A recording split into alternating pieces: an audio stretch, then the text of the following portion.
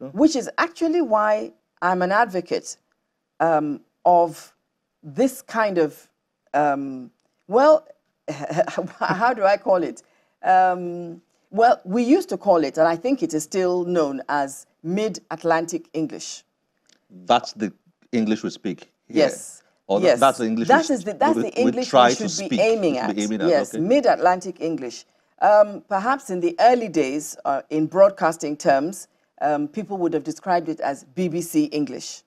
But we need to aim at a particular standard so that wherever we go, wherever we speak in the world, the average person who understands and speaks English will be able to understand what we're saying. If English is owned by so many people around the world, should I feel a greater sense of ownership of the language, and feel less of like some local language purists will call it, being colonized, being forced to speak a foreign language. And they say, oh, our children are speaking English and they're not learning local languages. Oh, that should stop and we should start teaching them local languages. As important as that is, when you realize how much English is owned by the Portuguese and the South Africans, the Germans and the South Africans, and all the contributors to the language, you begin to feel a sense of ownership of the language. Yes. Or am I trying to find an escape route here? No, you're not. You're not. The fact is that English is, shall I describe it as a world language? It's a global language. And for me, I think everybody who speaks it, actually, and who speaks it well, should be proud. Should be proud of it because, as you have said, I think we can all claim some degree of ownership of the language. Certainly, those countries where English is primarily spoken, we should take pride in speaking it and speaking it well. And then you say here that we shouldn't talk about Nigerian English negatively. Niger English, what we call Niger English here. We shouldn't speak about it negatively. What did you mean by that? Well, what I mean is simply this. We have American English, and nobody looks down. Nobody complains.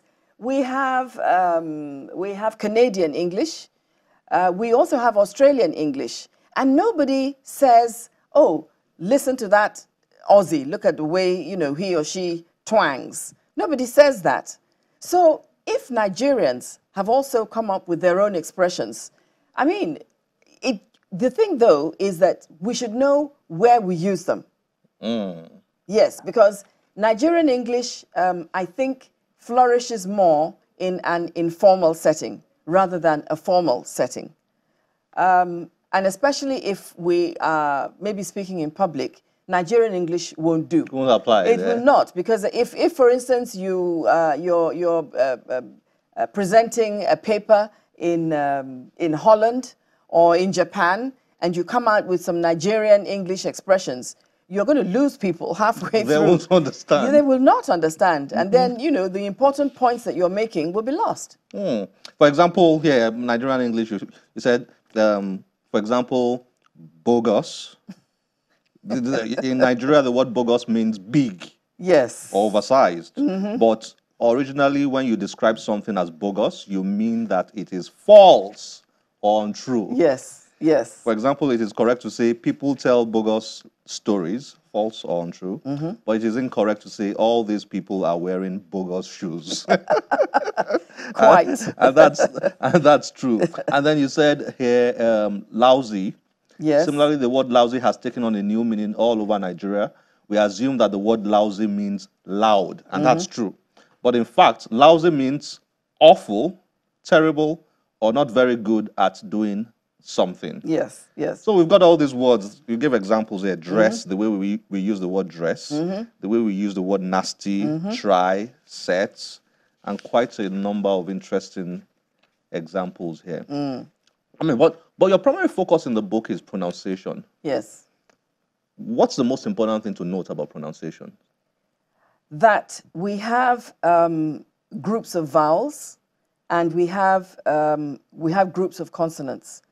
And that the vowels that are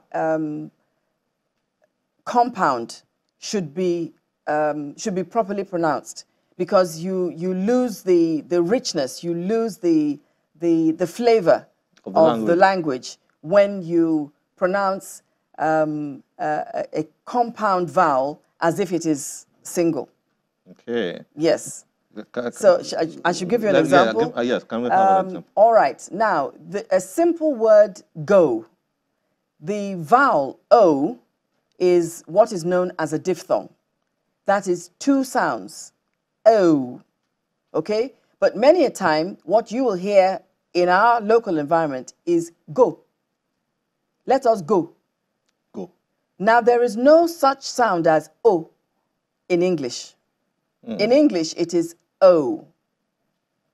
You can hear the difference between go and go. Yeah. And we have three sets. We have what are known as monophthongs, that's the single vowel. We have diphthongs, that is a double vowel. And we have triphthongs, which is a triple vowel sound. Although quite a lot of people don't bother too much about triphthongs, but it's good to know that you are teaching a lot of these things at our academy in Abuja, right? Well, that is what we're planning to do. Yes, we're gearing up. We're gearing up. Doing that. Okay. Yes. How is that coming up? Well, it's coming up quite well. We have a team of people, and we're working towards a variety of courses at the Channels Academy. And of course, presentation is going to be one of them. Then we're also looking at journalism. We're looking at a variety of courses, really. Production too, program production, and several others. And we're looking at them at three levels, really: basic, intermediate, and advanced. And then some other topics that we think are important, especially in Nigeria today. Mrs. Oloyede, thank you very much. Great book you have here. Thank you very much. Great book. Highly recommended. Great book. Thank you so much. Thank you. Thanks for joining us on Channels Book Club. It's been my pleasure.